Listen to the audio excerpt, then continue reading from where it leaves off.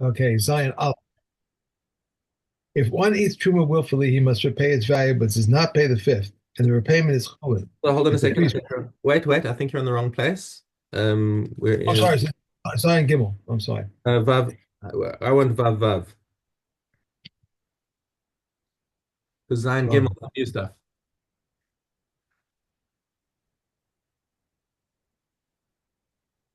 What am I missing here? Um, Zion Gimel is the new stuff for today. That's my business. You must go back to Vav Vav. Okay, right. I put my mark in the wrong place. All right. Reb Eliezer says one may pay with one kind for another, provided he pays from the superior for the inferior kind. But Rabbi Akiva says one may pay only with the same kind. Therefore, if he ate cucumbers of the sixth year, he must wait for the cucumbers of the eighth year and pay with them. From the same source that Rabbi Eliezer derives his lenient ruling, Rabbi Akiva derives his stringent ruling. The pasuk says, "And he shall give the holy thing to the priest." Anything that may become holy, so says Rebbe Eliezer. And Rekiva says, and he shall give the holy thing to the priest, the holy thing that he ate. One eats truma willfully. He must pay. If one eats truma willfully, he must repay its value, but does not pay the fifth. The payment is kulin, and if the priest wants to forgo, may forgo. If a priest's daughter marries a non-priest and afterwards a truma, she repays its value, but does not pay the fifth, and her death is by burning. If she was married to any one of those ineligible, she must repay its value plus a fifth, and her death is by strangling. So says Reb Meir, but the can come and say both repay its value, but do not pay the fifth, and their death is by burning. Okay. Okay. Um, Machil is banav ketanim. Now, if he feeds his minor children who are not liable for anything because they're not bar mitzvah, ves avadav or his Canaanite slaves, bein gedolim, bein ketanim. It doesn't matter if whether they're older or younger. Okay. The fact is that they do not have any property of their own because everything that they acquire immediately becomes the property of their master. Okay. Or ha'ochel trumas chutz la'aretz, or somebody who eats truma from chutz la'aretz, which is we do have a concept that in the neighboring states like Syria and Ammon and Moab and even Mitzrayim, they take trumas and masros, and that means that there's truma from chutz la'aretz, but this is all a din derabanan. Okay, ochel pachos mikazayas truma, or he eats less than a kazayas of truma. Mishalem is a keren. In all these cases, he must repay just the principal. Um, okay, but eno mishalem is a chomesh, but there's no chomesh involved. Why? Because he's got to make restitution to the coin. Right? This is not a ritual thing, and we'll see how tushlumin chulin once again, just like somebody who did it b'mezid. The tashlumin comes out as chulin, the imratza kohen lemchol mochel, and the kohen is allowed to waive his rights over here. Okay, this is not so. This tells us that we're not really we're not trying to replace kedusha in the world. We're just trying to compensate the kohen for a financial loss that he took. Okay, Dalid. Again, this Mishnah may be a little bit out of order, but it's just kind of summarizes our position on when you have the fifth and when you don't. Ze'aklal, kol ha'mishalem keren v'chomesh. Any time when you have to pay the principal plus the added fifth, hatashlumin truma, then the whatever you're turning back is chulin that turns into truma. The kohen limchol eno mochel. The kohen has no right to be mochel because this is real truma. Okay, and it must be given to a coin. But if you have a situation where the din is that you pay the principal but not the added fifth, then the repayment stays chulin. All it is a financial compensation. And therefore he's also allowed to waive his payment. So the two situations go hand in hand. If it's truma, it's the added fifth, and if it's not, then it's just a financial compensation. Okay. Now this is a nice one. It's a great principle in halacha called tolin. Um, and here's the case. Shtei kupos. You got two boxes of grain. Achas shel truma v'achas shel chulin. So one of them is truma and one of them is chulin. Shenafla seah truma letoch achas mehen. So somebody was walking with a measure of truma grain, and it fell into one of them. But and we just don't know which one it was. You can paint the scenario for yourself where a kid was carrying it and dropped it into the pile, and he runs and says, "Daddy, Daddy, the truma fell into the pile of grain," and Daddy says, like, "Which pile of grain?" And the child looks back and says, "I don't know, one of them." Yeah. Okay, so here's your situation. What do you do? If it fell into the truma, then okay, Shalom al Yisrael. But if it fell into the chulin, then you got a problem. Okay. Hooray, ani omer l'soch shel truma nafla. I am allowed to make a presumption, and I'm allowed to say I'm going to say that the truma fell into the truma and everything's okay. And right now your head explodes, right? Because you're like, but what if the truma fell into the chulin? Okay. So this din of tolin is something that you can only apply when the issur is an issur d'Rabbanan. When there's an issur d'oraisa, we go suffix d'oraisa lahachmir. This is a Right. suffix d'Rabbanan, and we're going lahakel. Why is it a suffix d'Rabbanan? The truma is real truma d'oraisa. Okay. Why? Because, as we said, we said this a while ago, truma midoraisa is batal barov. Right. It just needs a majority of chulin, 51, 49, 51 parts chulin and 49 parts truma, and it's all mixed in, kosher. Okay, so the bittul, so the extra shear of 1 against 100, that's a din d'Rabbanan. Okay, so now that we're dealing with the din d'Rabbanan of the truma having fallen into the pile, we can say, okay, well, I'm going to be told that it fell into the truma pile, and maximum, okay, so the reality was that it fell into the chulin, but midoraisa was still okay because it's batal. Right. Right. The Right. alternative, so But that would happen under any circumstances, even if it was a majority of truma, if the truma itself was truma d'Rabbanan, which it could be nowadays when trumas and maastros are d'Rabbanan be'etzim because you don't have Rav Yisrael al Masan. Okay. So the same. Okay. Ein yadua ezo hi shel truma ve'ezo hi shel chulin. Okay, now what happens is you had these two boxes of chulin and truma, and now you got mixed up between the two of them. You forgot to label which one is which, and now you don't know which one is which. Okay, and now the Israel achal achas mehen. So the Israel ate from one of them, and so he doesn't know if he ate chulin or if he ate truma. But shnia, so he's patur. He doesn't have to pay back not chomish, not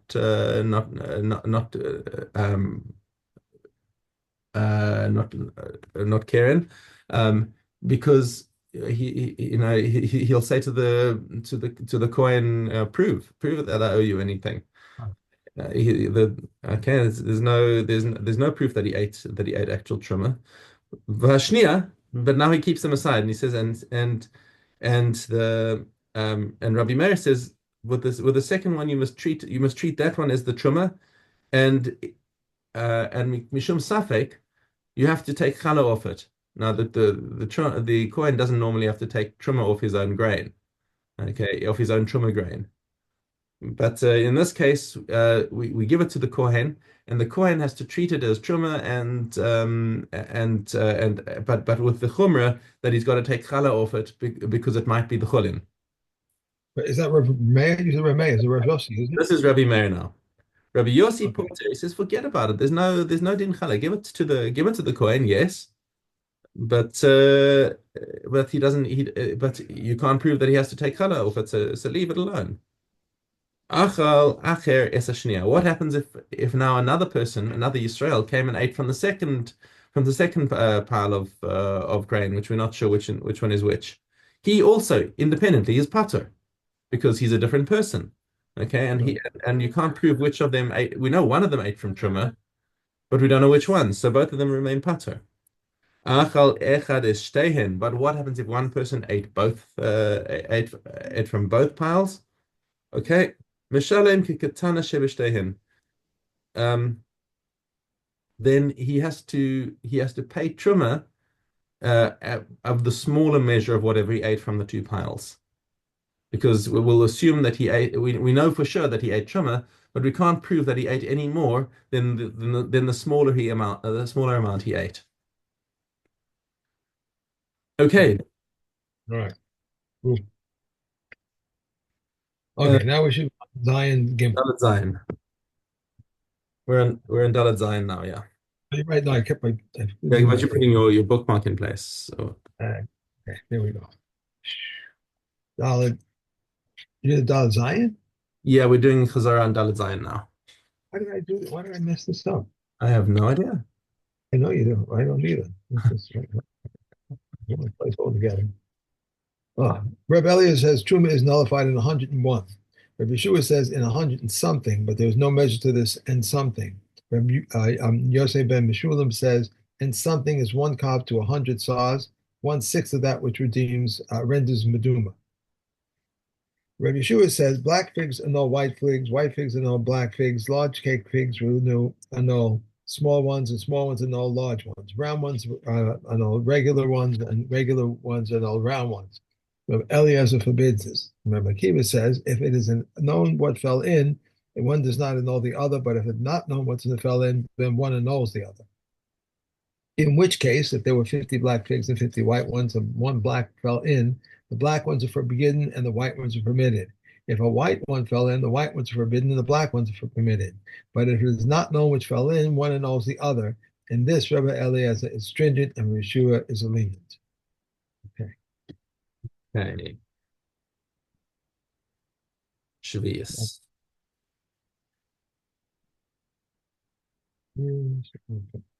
Dalad Gimel. Newly plowed land may be rented from a non-Jew in the seventh year, but not from a Jew. And one may encourage non-Jews in the seventh year, but not Jews, and one greets them for the sake of peace.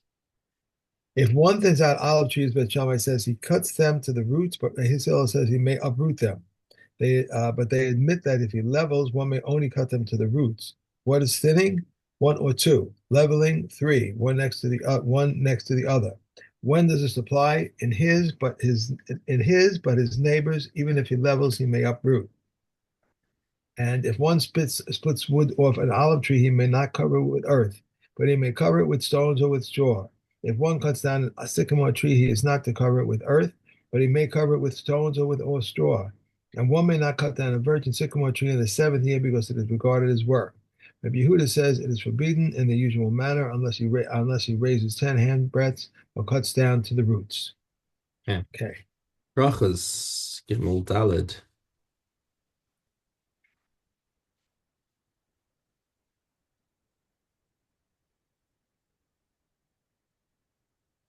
Gimel Dalet. A Balakari reads mentally and does not recite the blessings before or after it. On food, he recites the after blessings, but does not recite before. Rabbi Yehuda says he recites blessings before and after them. Someone was standing, engaged in tefillah, and remembered that he was a Balakari, and he does not, on that account, stop altogether. Instead, he shortens. If he descended to immerse himself and he is able to come up and cover himself and to read before the sun rises, he shall come up, dress and read, and if not, he shall cover himself with the water and read. But he may not cover himself in evil-smelling water or water is soaking until he pours in water. How far away should one remove himself from it, from excrement? 4 cubits. A Zav who became a Galkari and a menstruant who discharged semen and a woman who engaged in relations and noticed herself menstruating requires immersion. Rabbi Yehuda exempts. Okay.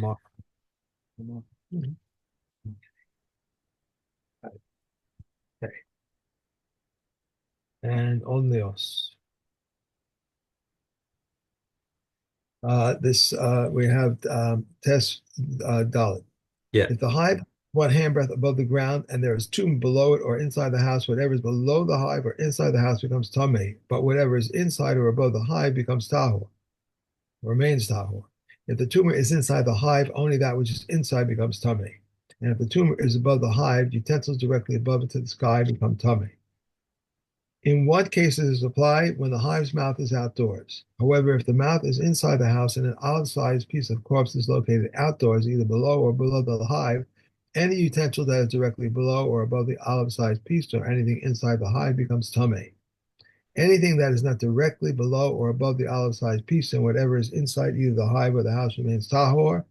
And if the piece, of course, is located inside either the hive or the house, everything becomes tamei.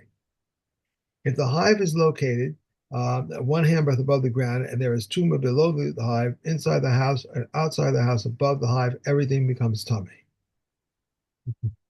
Okay. Okay. And Know why? I really like that chapter in Oalos. It's just it's like fluid dynamics of Tuma. okay, yeah, Adios. Vav's Aleph. Rabbi Yehuda ben Baba testified concerning five things. The first, that we, the court, may certain minds to refuse to continue the marriage. And he testified that we allow a woman to remarry based on one witness. And he testified that a rooster was once stoned in Jerusalem for killing a person. And he testified that 40-day-old wine was poured as a libation on the altar. And he testified about the morning talmud that may be offered after 4 hours of the day. Rabbi Yeshua and Rabbi Nechemiah ben Alasan, the leader of the Bar Habavle, testified concerning a limb of a corpse that is tummy. For Rabbi Eliezer said they did not say this except regarding a limb from a living person. They said it's Rabbi Eliezer, is it not a kavakoma? Even if regarding a living person who is inherently tahor, a limb that becomes detached from him is tummy, then regarding a corpse which is inherently tummy, is it not logical that a limb becomes detached from it should be tummy? Rabbi Eliezer said to them, they did not say that a limb transmits tumor except regarding a limb that was severed from a living person. Alternatively, the tumor emanating from the living is in a sense greater than the tumor emanating from the dead. For a living, zav and renders tummy a couch or a seat that is underneath him to contaminate a person who touches the couch or seat and to contaminate his clothes, and the zav also renders tummy that which is above him and rests on him with a slight tumor. With slight tumor, he contaminates foods and beverages only, whereas a corpse does not contaminate in this manner. And regarding an olive's volume or more of flesh that becomes attached from a limb that had been severed from a living person, Rabbi Eliezer declares a tamei, whereas Rabbi Yeshua and Rabbi Kunim declare a tahor. Regarding a bone fragment the size of a barley corn or greater that becomes detached from a limb that had been severed from a living person, then the Kunya declares a tamei, whereas Rabbi Eliezer and Rabbi Yeshua declare a tahor. They said to Rabbi Eliezer, on what basis did you see fit to declare tamei an olive's volume of flesh that becomes attached from the severed limb of a living person? He replied, we find that the severed limb of a living person is like a complete corpse. It follows that just as regarding a corpse, the law is that an olive size of flesh that becomes attached from it is tamei, so too regarding the severed limb of a living person, an olive's volume of flesh that becomes attached from it should be tamei. They said to Rabbi Eliezer, no, if you declare tamei an olive's volume of flesh that becomes attached from a corpse, this is logical, since you also declared tamei a bone fragment the size of a barley corn that becomes attached from it. Can you likewise declare tamei an olive volume of flesh that becomes tamei that becomes attached from the severed limb of a living person? When you yourself declare tahor a bone fragment the size of a barley corn, that becomes attached from it. They said to Rabbi Kimna, on what basis did you see fit to declare tamei a bone fragment the size of a barley corn that becomes attached from a severed limb of a living person? He replied, we find that the severed limb of a living person is like a complete corpse. It follows that regarding a corpse, that law is that bone fragment is the size of a barley corn that becomes detached from its tamei. So too regarding the severed limb of a living person, a bone fragment the size of a barley corn that becomes detached from it should be tamei. They say to him, no, if you declare tamei a bone fragment the size of a barley corn that becomes attached from a corpse, this is logical, since you also declared tamei an olive's volume of flesh that becomes tamei from it.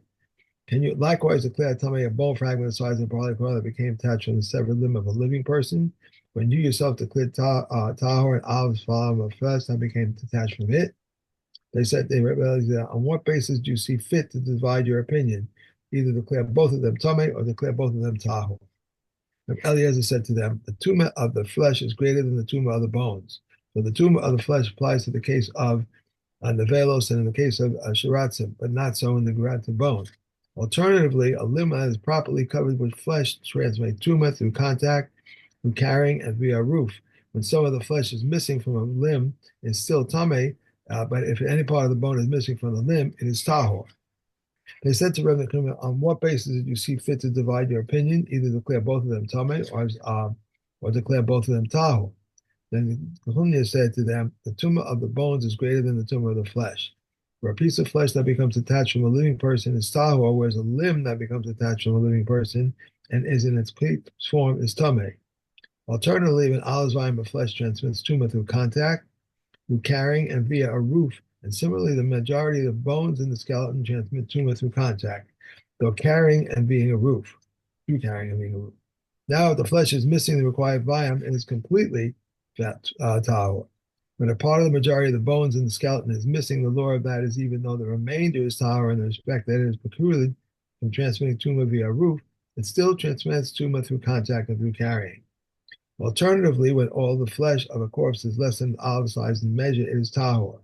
But with respect to the majority of the structure and the numerical majority of the bones of a corpse, even though they do not measure a quarter kav, they are tameh. He said to Rabbi Yeshua, on what basis do you see fit to rule both of them tahor? Rabbi Yeshua said to them, no. If you said regarding a corpse that a corpse is subject to a majority, a quarter kav, and a corpse dust, how you say the same regarding a limb severed from a living person, which is not subject to a majority, a quarter kav, and a corpse dust. Okay. Okay. Ooh, okay.